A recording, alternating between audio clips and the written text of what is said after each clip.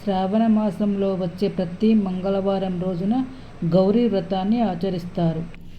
సర్వమంగళ మాంగళ్యే శివే సర్వార్థ సాధికే శరణ్యే త్రయంబకే గౌరీ నారాయణే నమస్తుతే.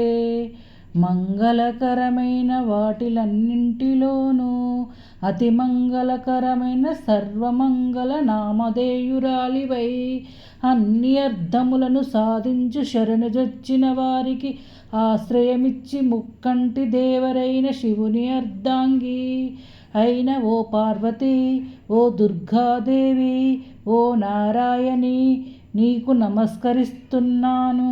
పార్వతీ మాతకు మరొక పేరే గౌరి. మంగళ గౌరి వ్రతాన్ని ఆచరించడం వల్ల 5వ తనం కలకాలం నిలుస్తుందని ప్రతీది. ఈ వ్రతం గురించి స్వయంగా శ్రీకృష్ణుడు ద్రౌపదికి వివరించినట్లు పురాణాలు పేర్కొన్నాయి. అయితే ఈ మాసంలో ప్రతి మంగళవారం పార్వతీదేవిని మంగళగౌరి రూపంగా కొలుస్తారు. వివాహిత మహిళలు అమ్మవారి వ్రతాన్ని ఆచరించడం వల్ల ఆ తల్లి కోరుకున్న కోరికలన్నీ నెరవేరుస్తుందని నమ్ముతారు. అంతేకాదు తమ కష్టాల నుంచి విముక్తి లభిస్తుందని, అందుకే ఈ పవిత్రమైన రోజున ఉపవాసం ఉంటారు. తమ భర్త దీర్ఘాయుష్యు ఆరోగ్యంగా ఉండాలని ఈ వ్రతాన్ని ఆచరిస్తారు.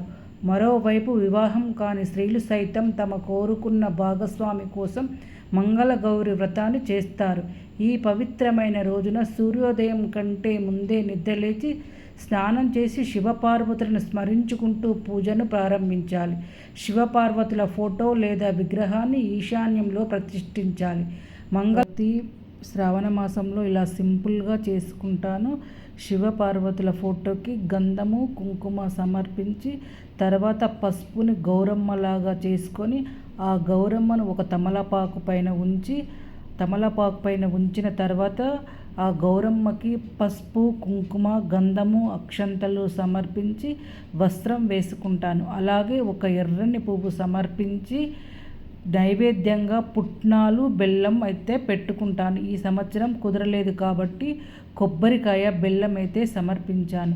ఈ వ్రతం ఆచరించే వాళ్ళు దాంపత్య జీవితానికి దూరంగా అయితే ఉండాలి. మరునాడు ఉదయం ఈ గౌరమ్మను మొహానికి రాసుకోవాలి, లేదంటే తులసి కోటలో నిమజ్జనం చేసుకోవచ్చు. నేను చేసుకునే సింపుల్ పద్ధతి మీకు చెప్పాను. ఈ వీడియో నచ్చితే మాత్రం తప్పకుండా లైక్ చేసి మీ ఫ్రెండ్కి షేర్ చేయండి. అలాగే మొదటిసారిగా నా ఛానల్ ఎవరు చూస్తారో సబ్స్క్రైబ్ చేయడం అయితే మర్చిపోకండి. సర్వే జనా సుఖినో భవంతు.